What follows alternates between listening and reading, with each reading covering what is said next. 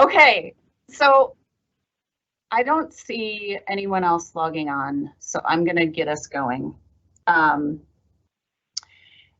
First of all, this is being recorded. That's the first thing I want to tell everyone. Second, my name is Holly Spoke-Torres. I'm your guide today.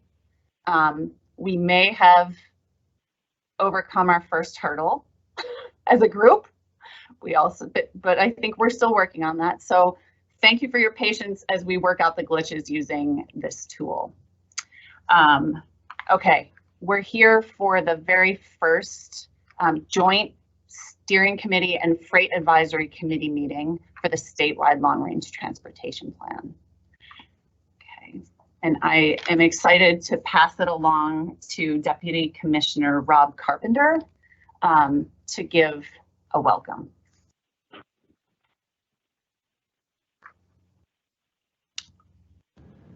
Hey, thanks, Holly. Actually, I think the commissioner's online today to brief us off. Sorry about that. Commissioner McKinnon, I'll pass it to you.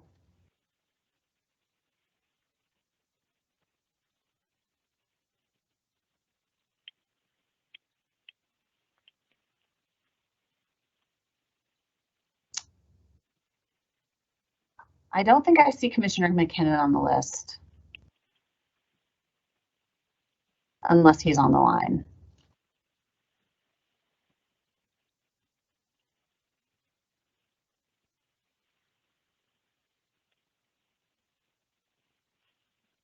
Commissioner McKinnon.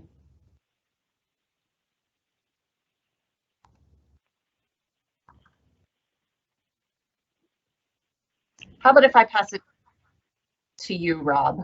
Yeah, can we take an at ease for a second so we make sure that Ben and the commissioner are online? I know they're supposed to be, so. Yep.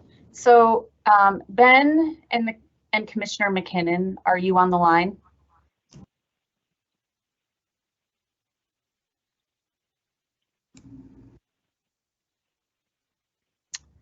I don't hear any response.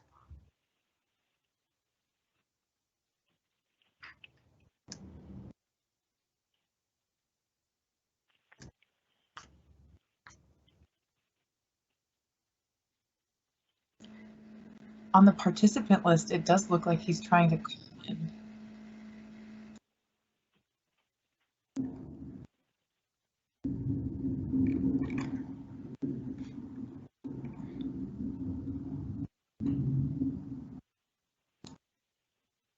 Commissioner McKinnon, are you on the line?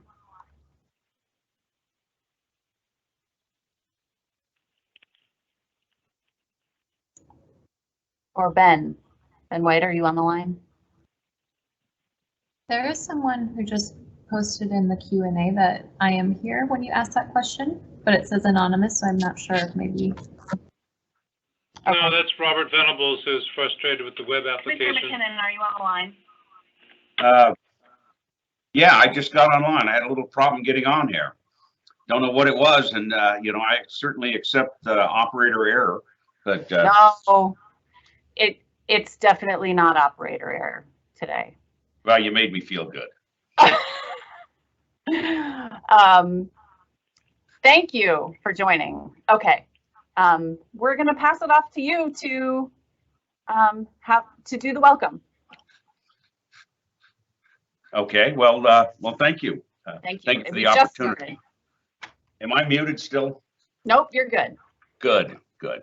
I know some people prefer I be muted, but anyway, you know, the Alaska Department of Transportation is responsible for developing and implementing a statewide long-range transportation policy plan and freight plan, and that will shape Alaska's department over the next 5 to 10 years and guide Alaska's transportation system for the next 25 years.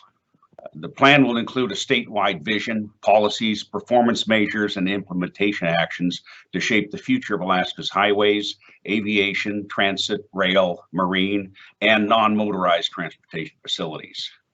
And to achieve a balanced statewide vision, it's essential to connect with all of those who have a considerable investment in transportation issues and can offer valuable input and feedback in the planning process. So all of you here in today's meeting represent a wide diversity of organizations and interests, and regions, modes of transportation. You have a vested interest in our transportation system. We want this to be an open and collaborative process. The more feedback and input will only make this a better plan. And I hope and expect everyone to weigh in on this effort and allow the plan to be shaped and influenced by everyone. And it's your varied and informed input that will make this a successful effort. You know, your support and help with this is important. Ben White has a great team working with him, and they've assembled an equally great committee of all of you. And I want to thank you for your willingness to participate in the statewide advisory committee. And don't hesitate to weigh in and give advice on any part of this process. So thank you again. Thank you, Commissioner, very much. Okay, housekeeping and meeting guidelines. Okay, like I said, thank you for your grace and patience. We're dealing with the issues. You'd think we'd have it figured out after a year, but thank you for your patience. The general public should be in a separate room. So the general public is watching this live, and welcome. You have the opportunity to participate via the question and answer function. As members of this STAC and the Freight Advisory Commission, you can use the chat in the participant list. Okay, so feel free as we move through the presentation to enter questions into the chat, and we will address them as the presentation ensues. Please participate. There's a lot of us on the line, but I will do my best to facilitate all of us. Keep your messages brief. And I'm just gonna do my best to keep us all in line. And again, thanks for dealing with this. Okay, I want people to introduce themselves. We'll be working together over the next 18 months or so. So I'm gonna kind of take a little roll call, say who you are, what industry you represent, and your name and the agency that you work with, okay? I'm gonna start. Jackson Fox, are you on the line?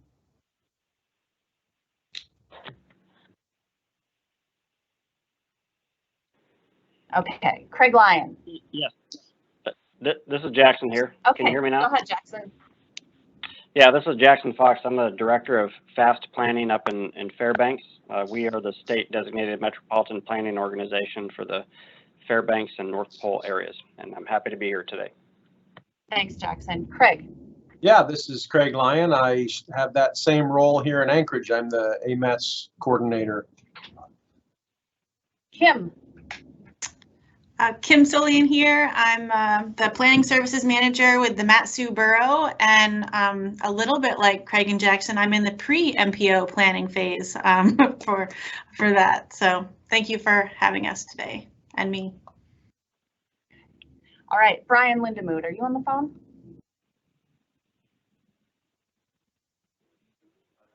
Okay, we'll go to Cole. Cole Grisham.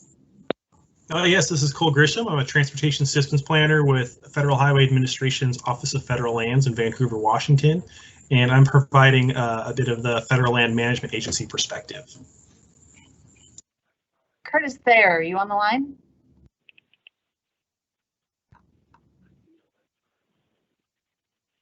Terry Linseth.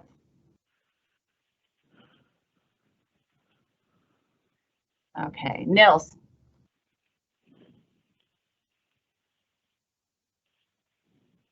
Gordon Brower.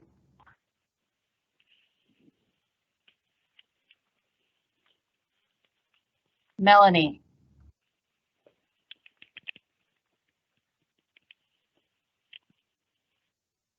All right, Katie Coaster from Juneau.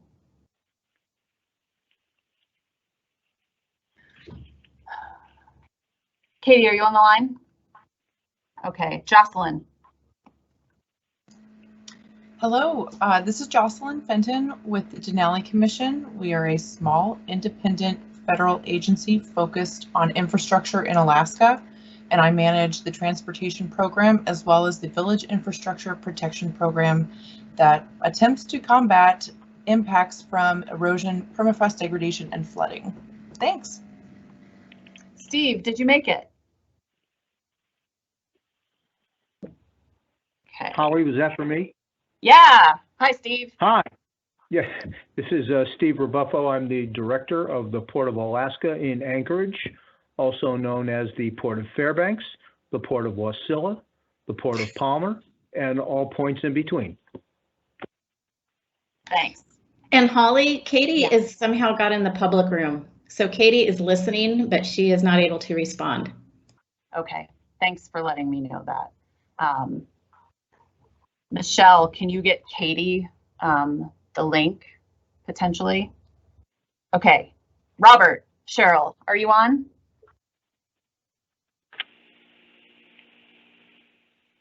Julie. Julie Jenkins? Yes, this is Julie Jenkins with Federal Highway Alaska. I'm the financial manager acting as the planner right now. Thanks, Julie. Crystal Burgess.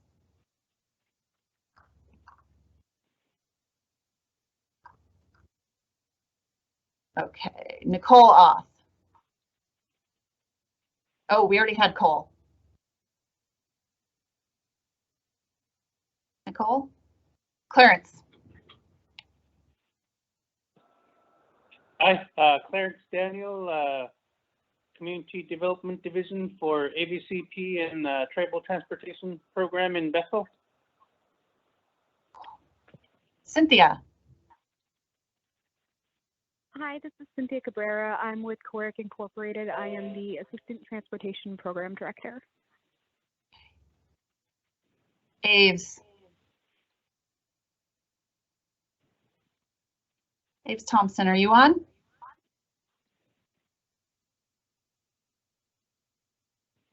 Okay, Lee Ryan. My name's Lee Ryan from Unalakleet. I'm a Nukpak Eskimo. I represent the Aviation Advisory Board, and I'm excited to be here with you guys. Thanks for having me. Thank you. Robert. Which Robert? Robert Venables. Robert Venables. I'm the. Can you hear me? Okay. Great. Okay, great. Thank you. I'm glad to be here. I am the current chair for the Marine Transportation Advisory Board. Have been involved with transportation planning for, gosh, way longer than I want to admit, and very glad to be part of this process. I'm also the executive director for Southeast Conference, so we're very interested in a well-defined, integrated, multimodal transportation system that covers all of this. So, thank you. Okay. Joe Michael, are you on the line?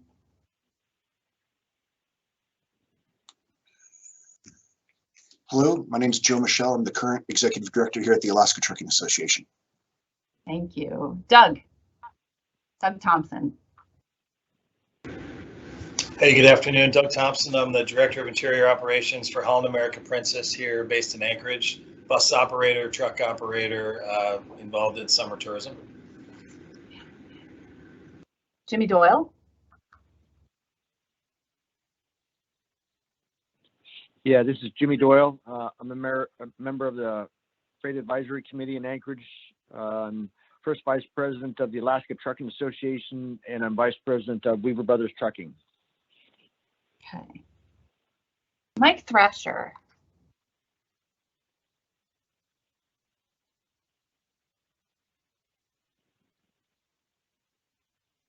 Okay. Dr. Darren Prokop.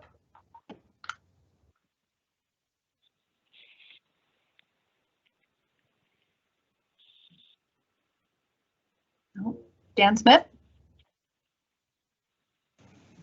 I am Dan Smith. I'm the Director of Measurement Standards and Commercial Vehicle Compliance, and also a member of the Freight Advisory Committee. Okay. Rich Heath. Can you hear me? Yeah. Yeah, my name's Rich Heath. I work for United Parcel Service. I'm the Alaska Package Coordinator for a small package in the state of Alaska. Okay. Miles. Miles Brooks with the Alaska Highway Administration down here in Juneau, and I'm the Freight Program Point of Contact for the Alaska Division. Bruce Lambert. I'm Bruce Lambert with the Department of Transportation, and I'm actually having to go to another spot to get a better signal, so I will mute myself. Okay, thanks. All right, who else do we have on the line that I didn't call? Anyone else? Good afternoon. This is Terry Howard. I'm the president of Carlisle Transportation, and I'm based in Anchorage, Alaska. Hi, Terry. Anyone else? Good afternoon. My name is Eric Yvonne. I'm the program coordinator for ABCP Travel Transportation. I work under Clarence Daniel. Okay, thank you. Who else? This is Roger Meggard with Statewide Aviation in Anchorage. Anyone else? Yeah, this is Connor Erickson. I'm economist with the Alaska Energy Authority. I'm happy to join you guys here today and provide any information that I can. Thanks, Connor.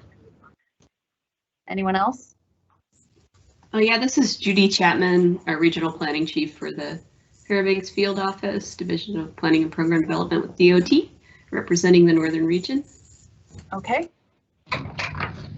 Any other STAC or FAC members that I may have missed? I think I got everybody. Yes, this is Todd Van Hove, Chief of Planning for the Anchorage Field Office, representing Central Region. Okay. Marie Heidemann, Juneau Field Office, DOT, representing South Coast Region.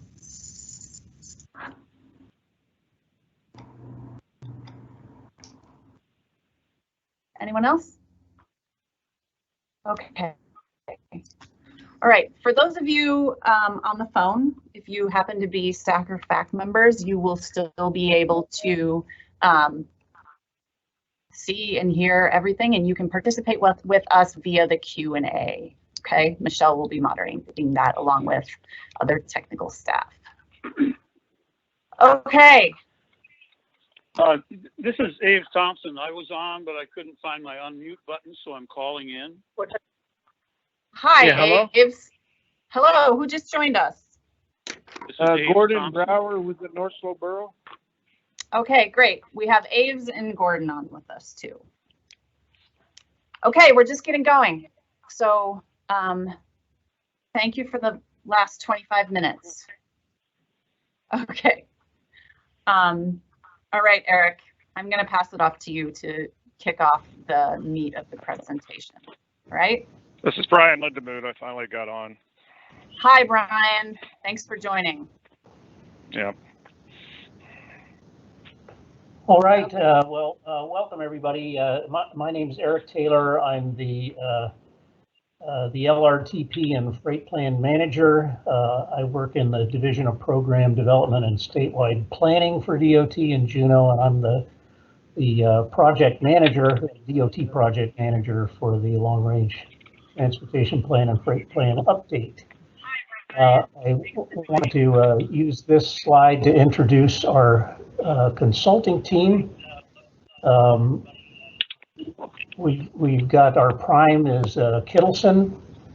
Wendy Wilbur is going to be the project manager for Kittleson on the project, and the subs on the project include Michael Baker, Northern Economics, and Huddle. You've already heard from Holly from Huddle, but you'll be hearing from other folks on that team later on in the presentation. So next slide. On behalf of DOT, I just wanted to again extend my welcome and thanks for you all being here and being part of this process.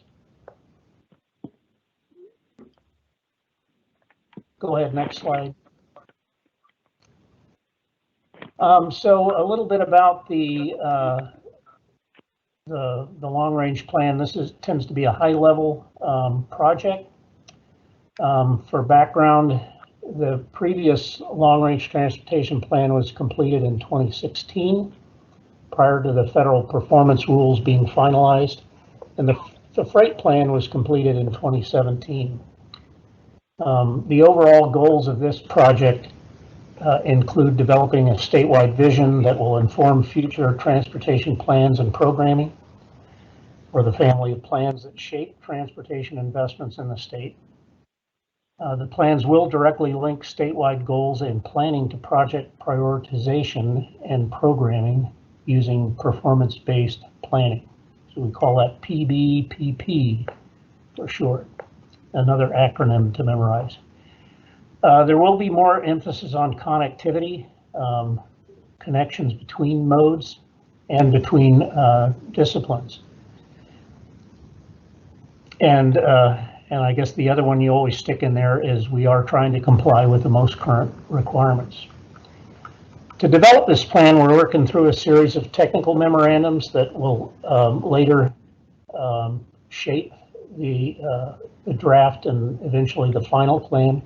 And each memorandum generally covers current conditions, trends, strengths, weaknesses, needs, threats, and opportunities. Hate to use that word threat, but we do consider that when we're doing the analysis, what things can hinder our goals. So we're already in the, we've already received a draft transportation assessment, and I think a lot of that information is going to be presented to you today in terms of overview. The department has commented on that, and we're still assembling those to get them back to the consultant team. In the weeks ahead, you'll see a freight assessment. You'll see a financial analysis, and then later on in the project, more in the realm of this fall, we'll be developing goals and then doing some scenario planning, and we'll take a look at performance measures, working through those. Next slide.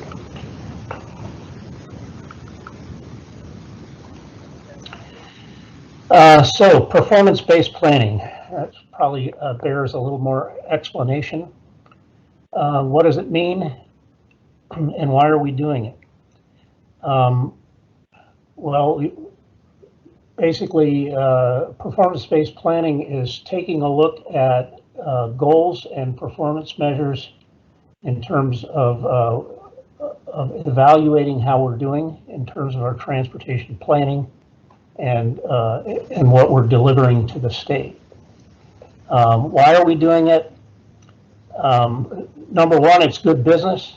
There's greater competition for limited funding, which translates to the need to strategically focus our investments. And as part of the public process, we want increased accountability and transparency on how public funds are spent. And also, it's required in the federal highway direction coming to us, every state is required to do performance-based planning and programming. And we're also required to report on several nationally established performance measures. About 3 years ago, we had to come up with targets for several different performance areas, including safety, infrastructure condition, congestion, system reliability, emissions, and freight movements. So yes, we have targets set for 2 years and 4 years, and we have to report those back to our federal authorities. Using data and scenario planning, the state can select investments that most effectively and efficiently achieve desired outcomes. So it provides clear documentation about needs that we have, why transportation dollars are spent in a certain manner, and understanding the trade-offs by testing the vision and potential outcomes through scenario planning. It also enables us to evaluate and monitor the results, so we know whether we're meeting the targets.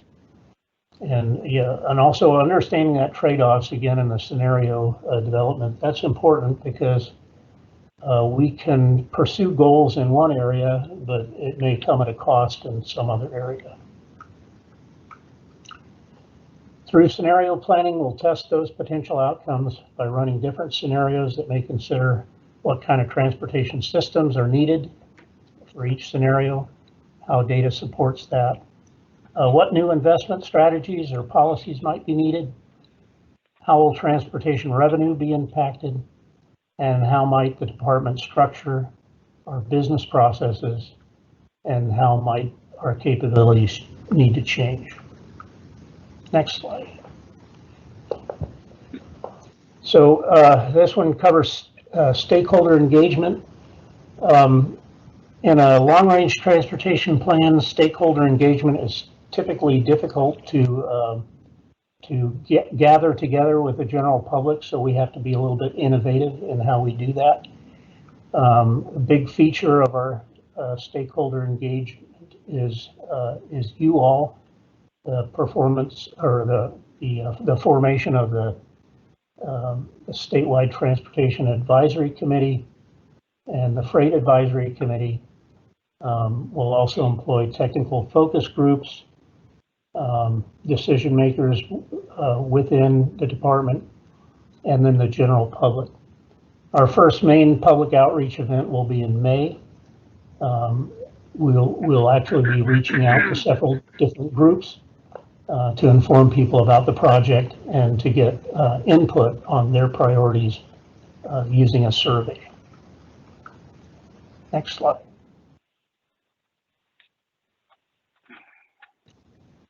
So the role of the STAC and the FAC,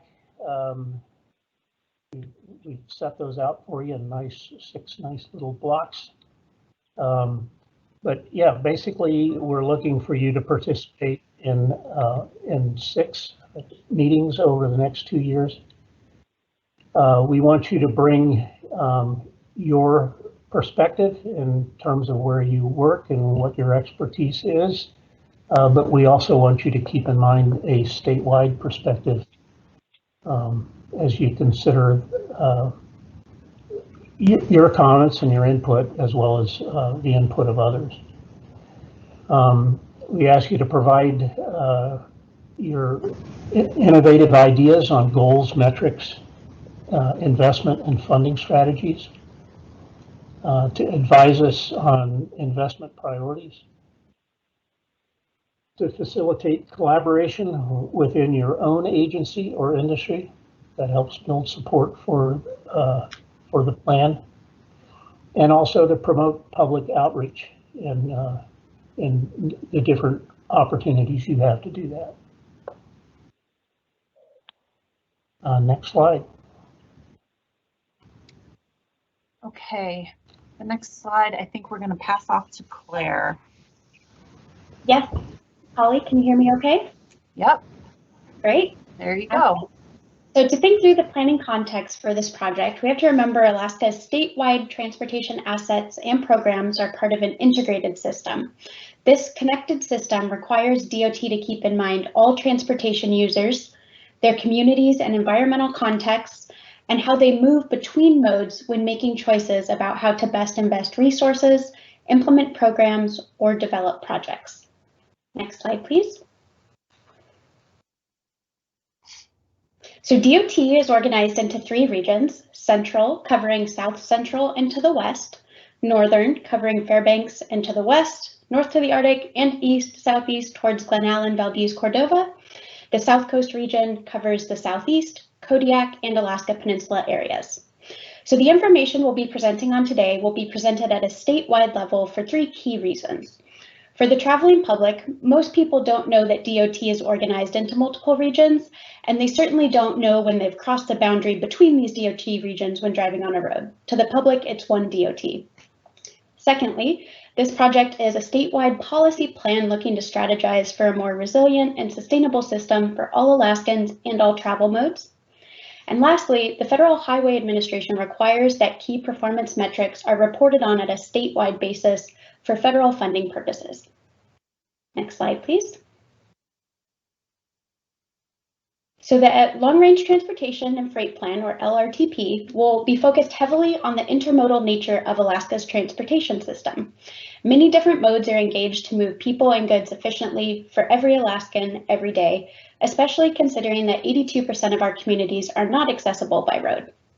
As part of the LRTP process, it is not only required to identify and address disproportionately high impacts of transportation decision-making on minority and low-income populations, it's the right thing to do.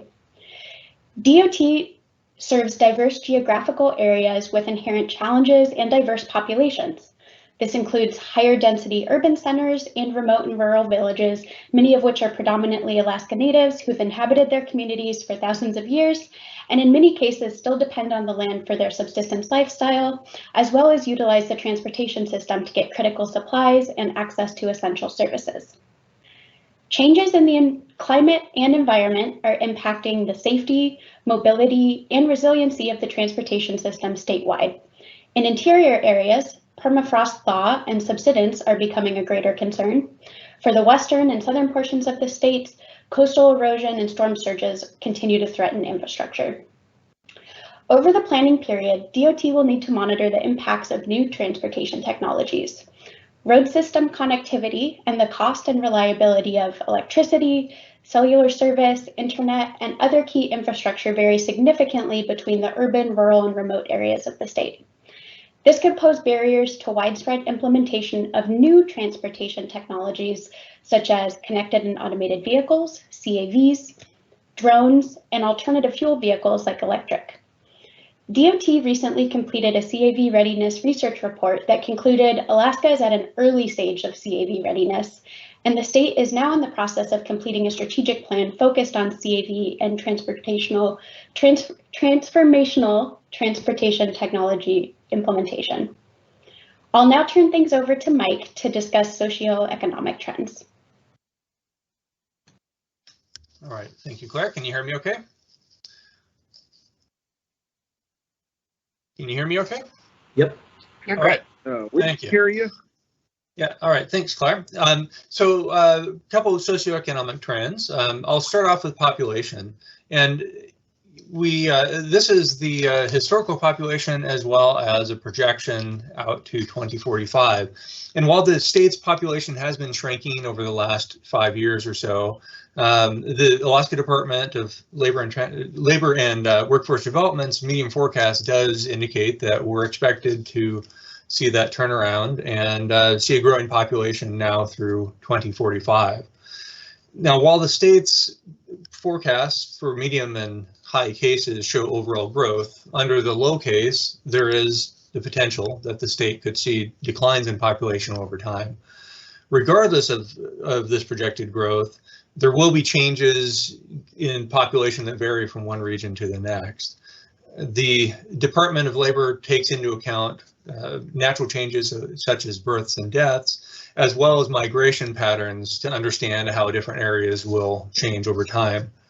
And beyond those factors, economic conditions can always change the forecast from what's expected.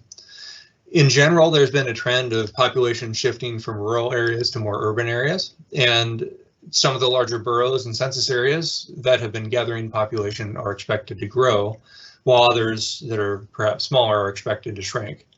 For example, Matsu Borough has the highest expected growth rate over time, whereas certain areas of Southeast are expected to shrink.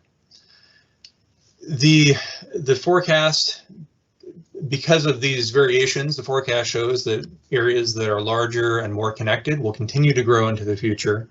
Those are the areas that already have established transportation infrastructure.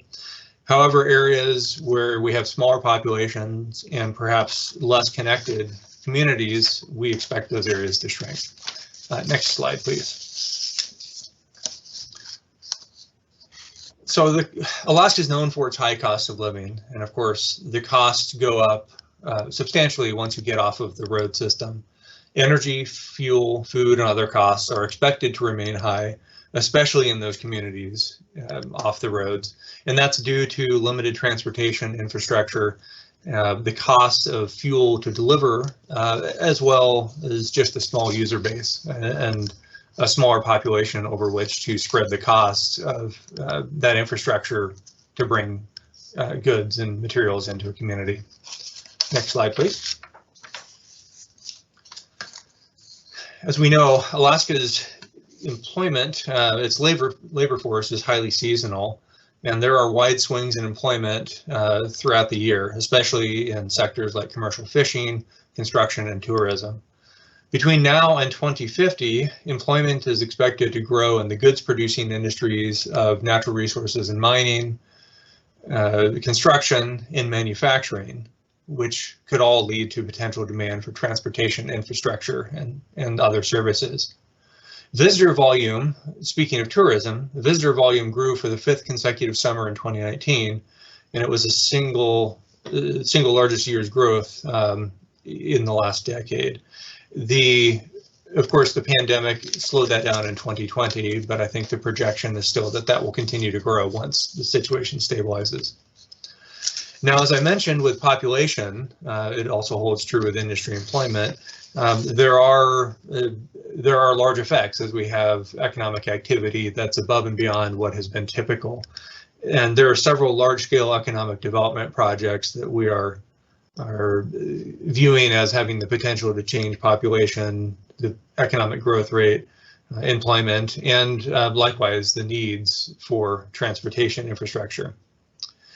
The major projects, some of them, include Ambler Mining District and Access, the Alaska to Alberta Rail, or A2A, the Alaska LNG Project, Fort Knox Gold, their Peak Gold prospect, and the opening of the Northwest Passage and the need for Arctic ports. All right, next slide, please. Now I'd like to turn to the fiscal situation. And for the most part, Alaska's fiscal structure does not benefit from population and economic growth. And that's a challenge that the state has always faced.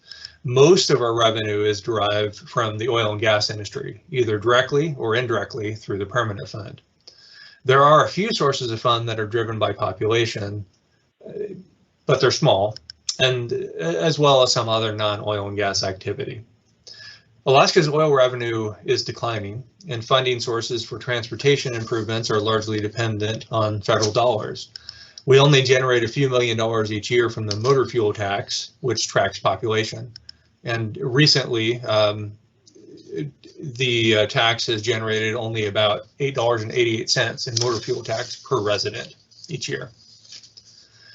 So as we look ahead, DOT will likely need to seek additional funding sources for transportation infrastructure, including sources such as public-private partnerships and perhaps road usage charges.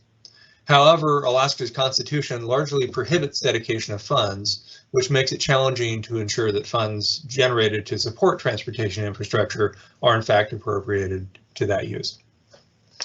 All right, now I'd like to go to the next slide and turn it back to Claire for a discussion of key trends. Great, thanks, Mike.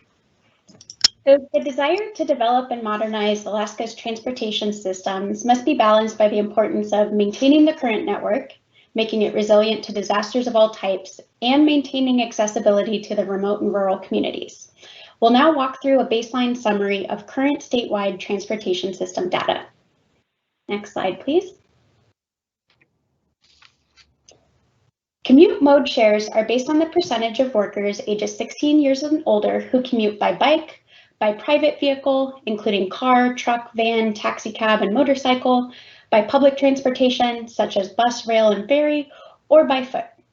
Statewide, single occupancy vehicles account for nearly 69% of the commute mode share, followed by carpooling at just over 12%, and then walking at approximately 7%, which is more common in the rural Alaska communities where single occupancy vehicle commute choice is much lower than in the urbanized areas.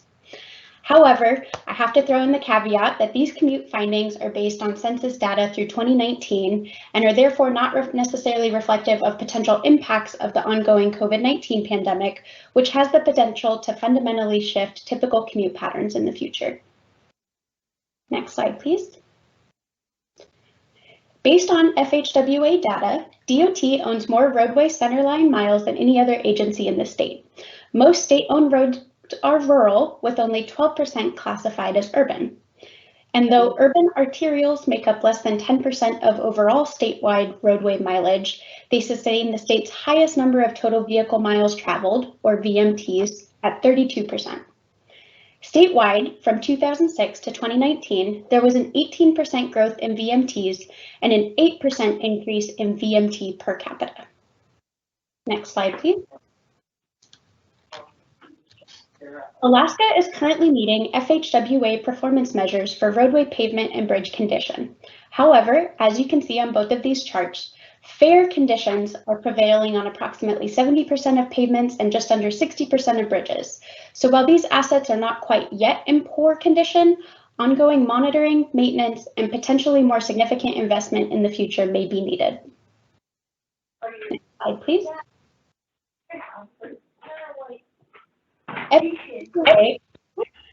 I'm going to let someone mute real quick. There we go. Okay.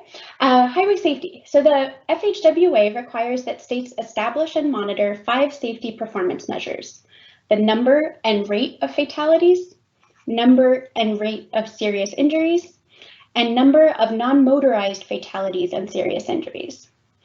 The most recent 10 years of crash data statewide shows that while serious injury crashes are trending downward, traffic fatalities for motorized and non-motorized users, such as those walking and biking, are on the rise. I'll now pass the microphone off to Rachel. Thanks, Claire. I'll hit it with the next slide. Great. So speaking of transit, transit plays a vital role in the state transportation network, especially for transportation disadvantaged populations. Many transit trips connect to another mode, such as walking or biking to a bus stop, or connect to a regional option such as rail or ferry. Displayed on screen are the funding sources for the largest public transit providers in Alaska. Most transit providers rely heavily on federal funds for their operating budget, but you can see that larger urban areas such as Anchorage, Fairbanks, and Juneau also provide some local funds to support transit. Key challenges for providing transit service in Alaska include providing time competitive services in low density and spread out regions, a lack of stable funding, as most funding is federal, and decreasing ridership. Next slide, please. The Alaska Marine Highway System stretches over roughly 3,500 miles of coastline, from Bellingham, Washington to Unalaska in the Aleutian Chain. In comparison, the longest interstate highway in the lower 48 only spans 3,020 miles, I-90, from Seattle to Boston. The AMHS provides service to 35 communities, many of which are relying on the ferry for travel and goods provision. However, the AMHS is facing difficulties due to inconsistent and decreasing funding, as well as an aging fleet. These difficulties are reflected by operating measures such as fare box recovery dropping from 50% of operating costs to about 30%, and volume declines. Since 2016, AMHS traffic volumes are in a steady downward trend, with 2019 passenger counts 44% below 2012 volumes, and vehicle volumes 33% below 2012 numbers. Next slide, please. Alaska's aviation system is unlike any other in the United States and is by far the largest in North America. Maintaining this system is expensive, but absolutely necessary for many people. DOT owns and operates approximately 90% of the public use airports, while municipalities own and operate the other 10%. Many Alaskans depend on aviation for goods provision in addition to inter-community travel, and were severely impacted in April 2020 when the bankruptcy of Raven Air reduced air service by 90%. While Raven Air is once more operational, this scenario could happen again, cutting off essential service to remote communities without redundant transportation options. Bright spots for aviation in the state are tourism and the high number of passengers traveling through Anchorage and Fairbanks airports annually. Next slide, please. The Alaska Railroad provides freight and passenger rail services throughout South Central and Interior Alaska. It's a state-owned corporation that is operated like a private business and is not under the purview of DOT. The Alaska Railroad has 656 total miles of tracks in Seward, Whittier, Anchorage, and Fairbanks, with 4 routes in service at various frequencies throughout the year. These routes play a significant role in supporting summer tourism and the cruise industry by transporting more than 500,000 passengers each year. The ongoing COVID-19 pandemic uncertainty poses the threat of significantly reduced summer tourism. And I'll now hand the presentation over to Brian Funkhauser for a discussion of freight.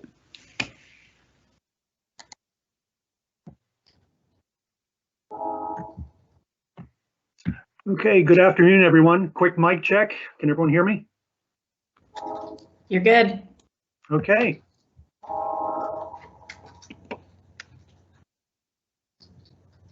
All right, next slide, please. As mentioned earlier, the consulting team has been working on the development of a freight assessment in addition to an overall transportation assessment. So this will serve as an input in what will ultimately be a statewide freight plan, updated statewide freight plan for Alaska. So just a couple slides on freight, beginning first with this one here on commodity flow, just showing the percentage of domestic in-state freight by mode, by value. I think these pie charts really tell an interesting story, and that being that Alaska's freight system is much more multimodal in nature than most other states. I think in looking at the numbers here, you're not going to see these kind of numbers in other states. So just looking at the percent share of truck, the truck share of freight being moved at around 54%. Again, you're not going to see these kinds of numbers elsewhere. So it does point to the fact that Alaska's freight transportation is much more multimodal than most. The state is a net exporter of goods, with the abundance of natural resources that are harvested within Alaska and shipped to other countries and other states. And then also the goods that many Alaskans consume have to be imported from outside of the state. So the information that you see here is the latest that we have available from the Freight Analysis Framework dating back to 2017. But we will be drawing from this data as part of our freight planning and other data sources as they become available. The next slide speaks to trucking. And as we saw in the previous slide, trucking only accounts for around 46% of the goods that are moved by tonnage. But in spite of this, trucking is still a very important element of the state's freight transportation system, connecting shippers and receivers with the door-to-door service that trucks can provide. Within this graphic, we see that urban roadways carry more single unit and combination trucks than rural roads. However, we do see that that trucks comprise a higher proportion of traffic on rural roads, with an average of up to around 18% on rural interstate and principal arterial roadways, compared to an average of 6% on urban interstate and principal arterial roadways. Likewise, when we break it out by region, we find that the central region carries the most truck traffic, but has the lowest percentage of the truck traffic stream at around 8%. Looking ahead on the next slide,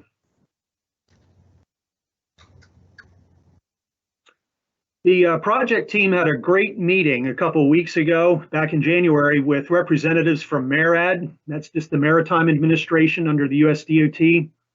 And MARAD is primarily concerned with expanding the use of the nation's navigable waters through their marine highway program.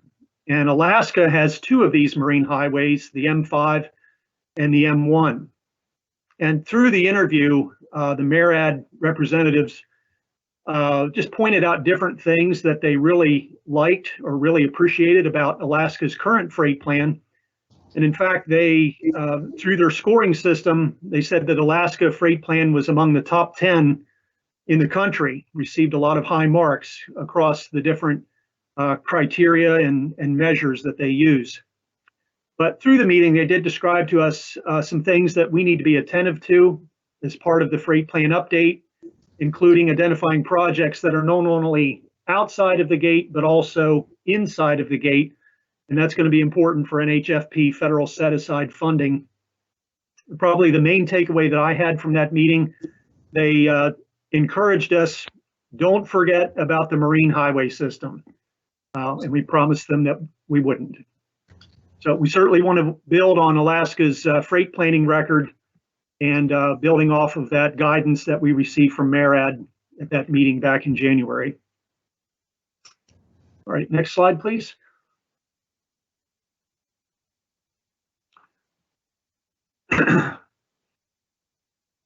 Given the volume of imports and exports, it's certain that Alaska's freight ports are certainly a vital component in the movement of freight to and from and within Alaska.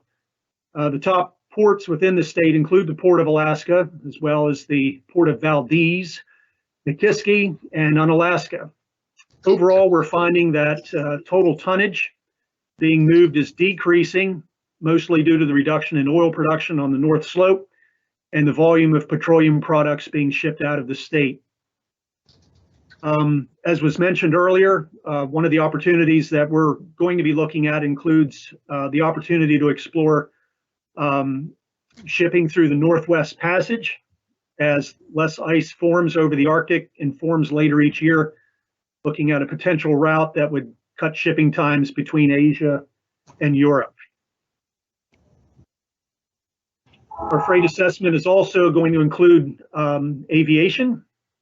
I think our next slide includes some information there on the amount of tonnage that is landed at the international airports. And through the airport data that we're looking at, we really see Alaska's strategic position globally. We see that being reflected in the aviation data. And you see from the table on the screen here that really what's lost in the lack of context here is that Anchorage is the second largest airport in the United States in terms of total tonnage that's landed. It's second only behind Memphis. And beyond Anchorage and Fairbanks, many of Alaska's communities are not accessible by truck and are wholly dependent on aviation for shipping and in receiving freight. Many of the state's smaller communities depend on key programs such as Essential Air Service. That's certainly essential to Alaska's freight picture. And this is a federally directed program to provide air service to underserved communities that goes back to the deregulation of the airline industry back in the late 70s. But it does ensure a minimum level of commercial service to around 60 communities statewide. And our last slide here is a few words on rail freight. Rail freight service in Alaska is primarily provided by the Alaska Railroad Corporation, which transports both freight and passengers from Eielson Air Force Base and Fairbanks down to Anchorage, Whittier, and Seward. The railroad's lines are located entirely within the state and don't provide any land-based connections to other North American railroads. But in spite of that, the railroad does offer extensive intermodal connections with other freight modes of transportation, including motor carrier and waterborne traffic. It has a main line of over 650 miles in length. And across the system, the railroad offers unique connections serving the Port of Alaska and up into the state's interior. I'm going to leave it there and turn it over to our project manager, Wendy, just to offer some. Great, thank you. Thank you, Brian. So in many ways, the transportation network in the state of Alaska really hasn't changed significantly since the last update. DOT continues to do a good job of monitoring, maintaining, and improving the transportation network. But what has changed since the last plan is decreased funding, more aging facilities and infrastructure and vessels, and there's still in lack of redundancy in many of our networks. So this means it's just harder to keep up with the needs and to modernize across all modes. Moving forward, this plan has the ability to set policies that can strengthen the connections between modes to provide more choices and more efficient, sustainable, and resilient networks. This will benefit both people, the movement of people, and the movement of goods. What's also exciting about this plan is the ever-changing field of emerging technology. And while connected and automated vehicles are probably a ways out, Alaska is already starting to push the boundaries on emerging technology with their unmanned aircraft systems to do bridge inspections, smart snowblowers in Thompson Pass, and online vessel tracking for ferries and buses, just to name a few. And there are some bright spots with future economic development projects, and certainly with cargo growth at Ted Stevens Anchorage International Airport, which had a record year in 2020, which is probably the only transportation system that has. And these major projects will certainly influence population, economic growth, and then in turn, the transportation needs that support them. And I would be remiss to mention that it's also a really challenging time to do a long-range transportation plan and freight plan, given the fiscal outlook of the state and the uncertainties of life after the pandemic, because there will be life after the pandemic, I'm sure of it. It's a dynamic time. We're trying to stay ahead. I can say things have changed since we've already turned in our first report, so we'll continue to monitor what's happening out there. We have a major infrastructure bill on the horizon. So we're trying to keep our thumb on the pulse of everything transportation. So with your input, we really hope that you'll help us bring forward thinking solutions to this plan that consider all modes, all Alaskans. And we look forward to a lively and thoughtful dialogue. And with that, I'm going to turn it back to Holly and give you all a chance to talk. Okay. So the first thing I want to do before we get into the discussion that we want to have is I want to stop and see if anyone has any questions. Do you have any questions or any comments about what you've heard or seen so far? We'll allow some time for that. And you can come off mute and I'll call your name and we'll get going.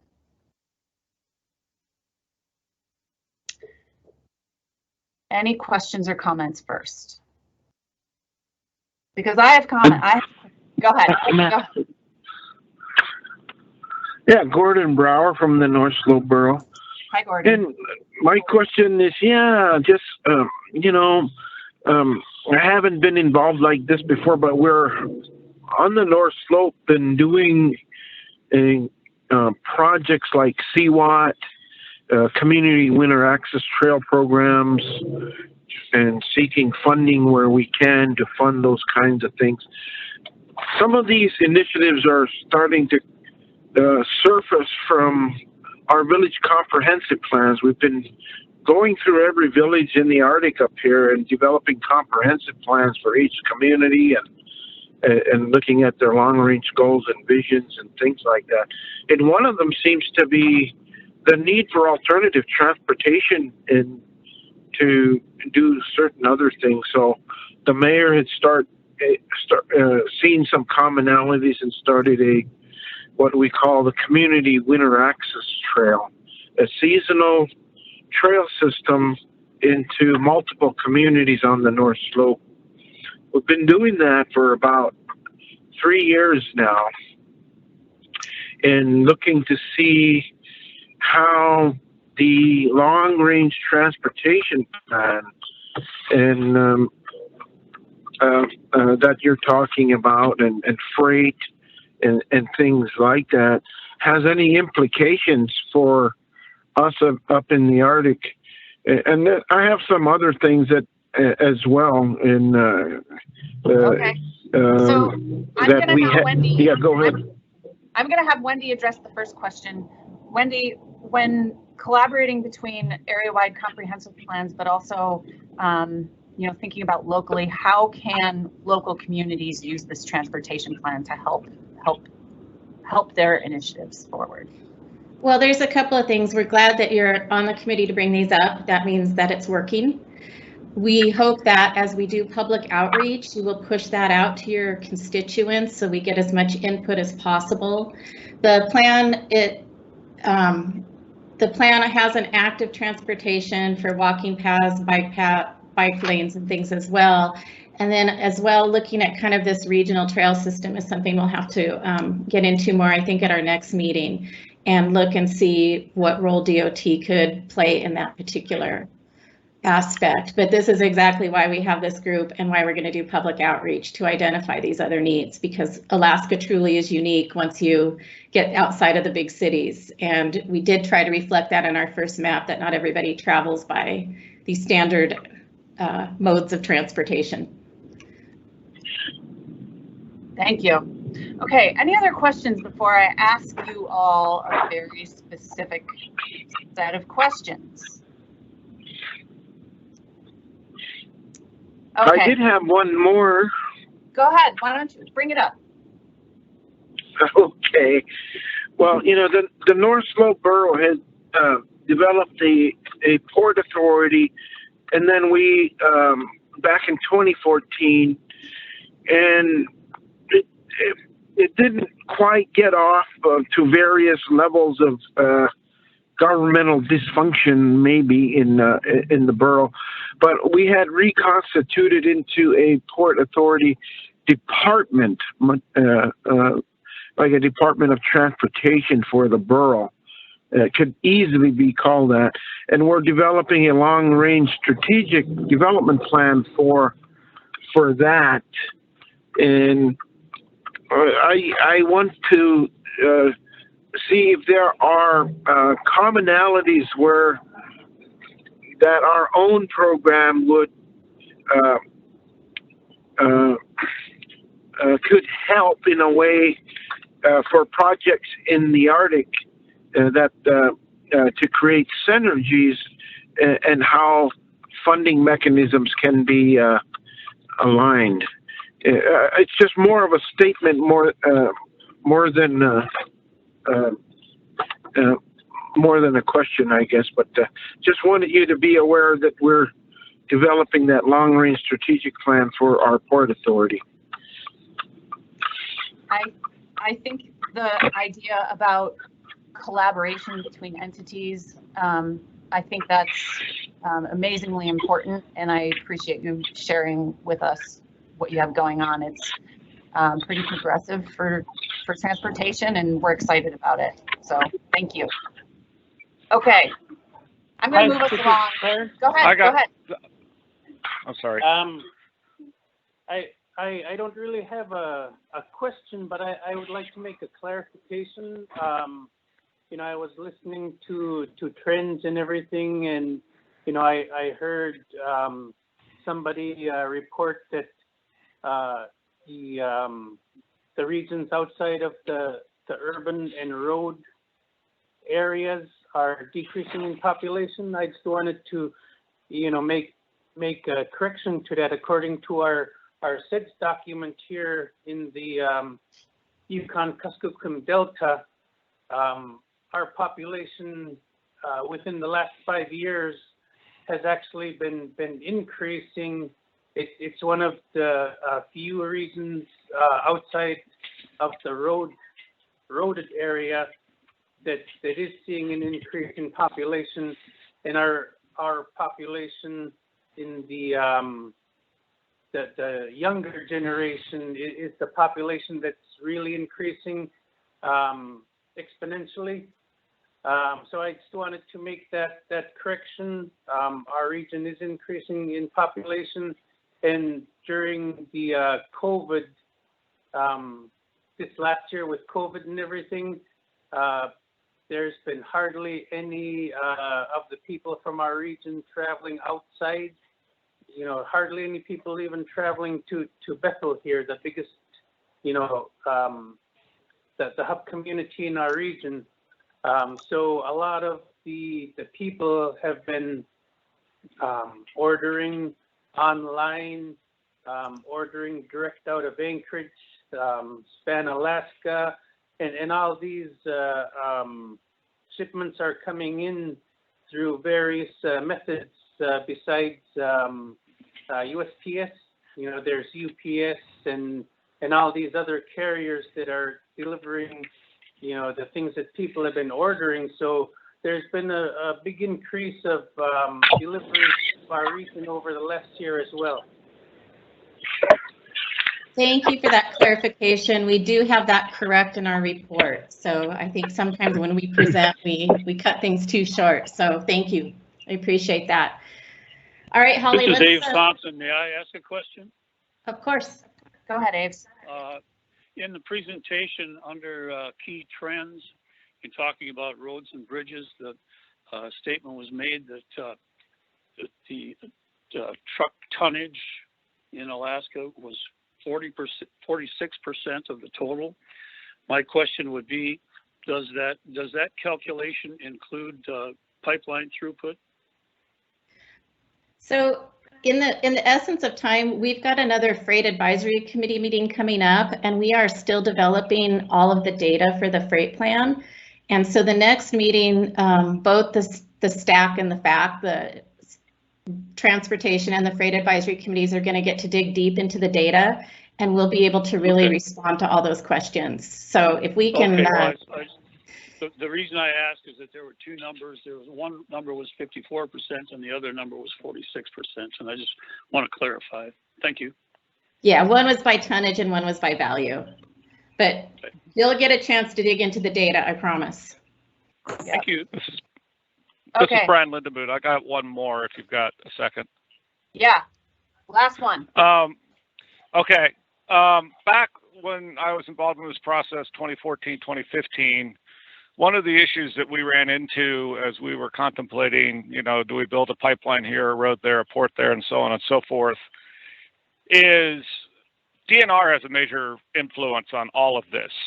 And, it's going to be, we're going to rely on them as far as they look at the vast state lands out there, as far as what's been reserved for mining, what's been reserved for timber, what's been reserved for farming, and all the other things that they do. But more important, if they're going to have a mining district in Ambler, as an example, as we're finding out, it's incumbent that there's some sort of transportation corridor to physically get there, to get stuff in and get stuff out. And I don't know that I remember hearing anybody from DNR on this meeting, and I'm wondering to what extent at some point we're going to bring them in, or they're going to come in and take the work that we've done and start to overlay it on the way they manage the state's lands. Wendy, do you want to take that? Yeah, great comment, Brian. We'll go ahead and take a look at that. I'll talk to Eric and we'll see how we need to involve DNR moving forward. Appreciate the comment. Okay, so Brian, since I let you have one last question, I'm gonna start with you, and this is quick. You see the question in front of you, and keep in mind that everybody here is representing. This is a very multidisciplinary, collaborative group, right? You're all representing a different viewpoint. If this long-range transportation plan could accomplish one thing, what would that be?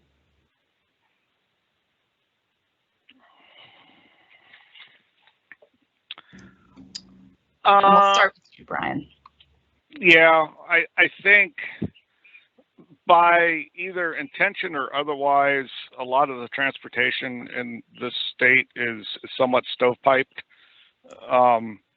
We are one of those stovepipes at the railroad, and it would be nice from a long-range planning standpoint to maybe zoom out a little bit and look at, and I think that's the intent of this, is to look at how the different modes and different carriers interact, and try to look at ways to make us interact better, taking advantage of the parts of the transportation that work best overall for the state. We provide roads that then, truckers compete with each other. They compete with us. Sometimes they compete with pipelines. They compete with airplanes. And I think there's an opportunity to sort of make sure the state gets the best bang for the buck as far as okay, maybe trucks work best here, but maybe airplanes work best there. Maybe we can do something a little differently on the Yukon River system to make it more efficient, and things like that. So that would be the one thing I think we need. Okay. And Holly, we're down to like 10 minutes because of our technical glitch. So how about if we really want to hear from everybody? This is incredibly important to help us move forward. Holly's going to start calling on you. So if you can be brief, or if we can't get to you, if you can just start putting it in the chat, and if we see you put your idea in the chat, we won't call on you. Yeah. Okay, I'm going to start calling on people. Connor, if this long-range transportation plan could do one thing, what would it be? Quick.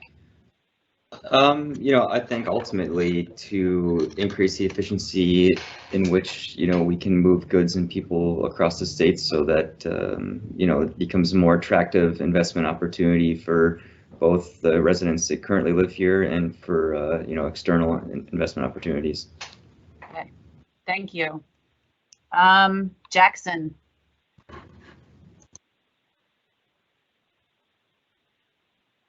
One thing, what could this plan do? Not there anymore. Okay, we'll go to Jimmy Doyle.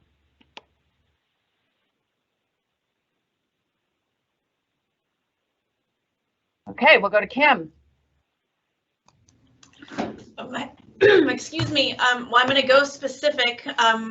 We really need the Wasilla bypass or the Parks Highway Alternative Corridor. Like, growth is really intense in the Mat-Su right now, and that would really be great for the network that runs through Mat-Su.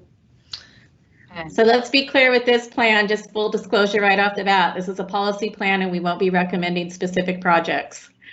Can I go again then? I have a number 2. Yours. Go again, Kim. All new facility upgrades and new facilities get separated bike paths, or increased right of way. Like, pedestrians and bike safety is really important, and we need to build those facilities in. Moving forward. Cool. Thanks. Thanks. Go ahead. What I hear? Okay, I'm gonna go to a port person. Steve, are you still on? Yeah. How many of us are there? I think there's 2. But well, I'm gonna say 2 things real fast. I agree in total with what Brian Lindemuth said. It's time to increase the altitude to a couple 100,000 feet and take a look down and start to look at things systemically. And what's always vexed me for as long as I've been here is we have a state where 90% of the freight that enters the state comes in on the water. And I am hard pressed to find any kind of look at ports in this state as a system and or any kind of strategic look whatsoever. And I think it's time to give a little bit of consideration to including that. Okay, thanks. Yeah, we don't even have a deputy commissioner for ports. Okay. And this state just relies on it. Okay, let's go to Cole Grisham. We'll do 2 more. Cole Grisham. I put mine in the chat, so I guess you could. Oh, you did. Thanks. I got my team. I should have that open. Okay, cool. What about Dan Smith? Yeah, improving efficiency throughout the system while still improving safety at the same time. I don't feel like they have to be mutually exclusive. I think that safety is a really important part of this. Okay, thank you. Any other final comments? How about Julie Jenkins, another FHWA? Hi, I was thinking about just connecting communities equitably. All right, while Holly's typing that up, how about Doug from Holland America's perspective? Thanks, Wendy.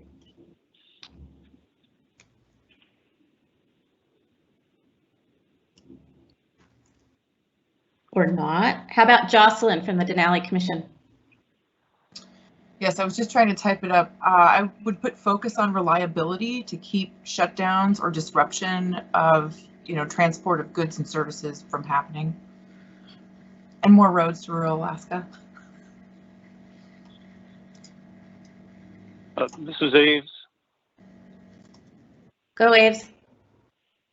I would focus on, it was mentioned earlier that interoperability or intermodal transportation is a big thing in Alaska. And what I would hope is that we can focus on those intermodal transfer points and make them as efficient as possible through access and you know, favorable routes. And one of which would be that Wasilla bypass. Okay, Robert? He's stealing my thunder, because that's exactly the way I feel about that. You know, I want to see, and I'll type this in there too, so you get it. You know, provide enough data and analysis to support an integrated transportation and freight intermodal system that includes public and private sector service providers that can be predictable and reliable, because that's where there's just a huge problem with the whole South Coast region, wondering where the marine highway system fits into the whole scheme of things. So I'll type it in too, so you got it. Perfect, thank you. All right, any final comments, Wendy, or do you want to move along? And I think to respect everyone's time, we should move along, but please, please, this is really important that you participate. Toss it in the chat. If it comes to you later, you have Holly's email, my email, send it to us. If this can accomplish one thing, what should that be? This is an important message. So would appreciate that participation. With that, we'll go back and I'll just kind of wrap it up really quick. Okay. Okay, good. Start talking, Wendy. I'll get it queued up in a second. All right, so upcoming dates. So we're going to have our first public outreach event in from May 17th to June 7th. Part of that will be a live virtual event where we'll answer questions. We're really looking to this group to help push out the information. There will be a public survey to get public sentiment on what they would like to see for their future transportation system. So as much help as we can to push this out. Everything will be virtual. We have been seeing really good participation actually. So we might get lucky and get more participation than normal. The freight assessment memo will be out on May 20th, and we will follow up with a STAC and FAC meeting soon after that. And that's where we can really dig into the freight data and answer the specifics, such as where does the truck number start and where does it turn into ferry freight. So we'll get into all of those specifics. And then Mike is working on a financial analysis. So he's going to dig deep into the numbers, and we'll present a full financial analysis and perhaps some alternative funding mechanisms moving forward.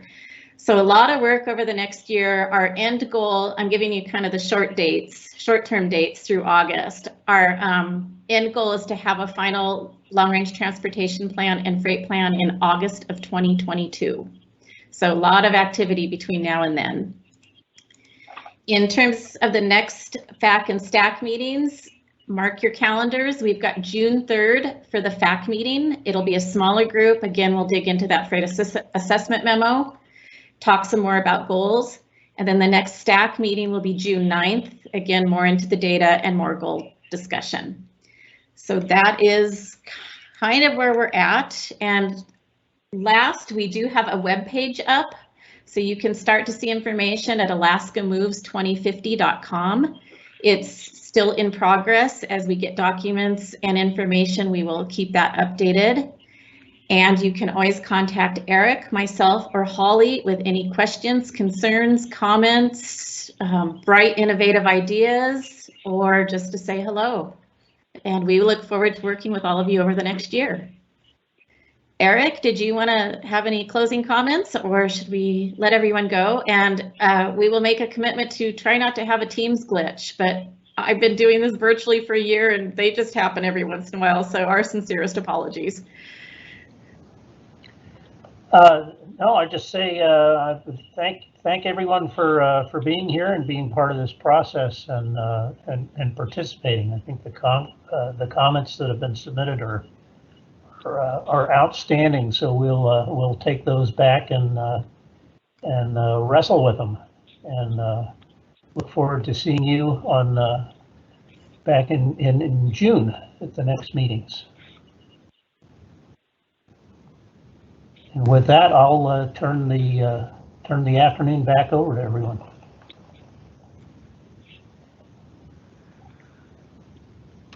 All right. Thank you, everyone, for your time. If you need to talk with us about anything, get in touch. Thank you very much. Thank you. Thank you. Thanks, everyone. Thanks. Thanks. Bye.